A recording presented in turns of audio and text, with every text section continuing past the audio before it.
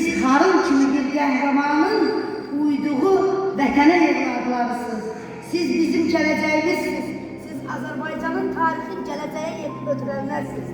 Sizin gələcək nəsilləriniz də bu şəhidləri unutmamalıdırlar. Və unutmamaq üçün həm bu kitabların yaddaşına yazılır, bu kitabları da yaddaşlara götürmək gələcək sizin işlərinizdir. Əziz, gözəl burada gənclərimizi görürəm. Balaları görürəm, fidan balaları. Sizin söylədiyiniz şeirlərin müəllifi, 5000'dən artıq kəlamın müəllifi olan Hacı İlham Qurbanoglu çıxış elədi. Böyük şairdir, inanın ki, yaradıcılığına diqqət yetirəndə deyirsən ki, elə bu xalq şairidir. Və bugün əlimdəki bu şeir kitab, şəhidlərdən də bəhs olunan burada şeirlər var, vətənpərvərlik ruhunda olan şeirlər var və iki böyük alimin bu kitaba yazdığı ön söz var, bunu sizlərə təqdim edirik.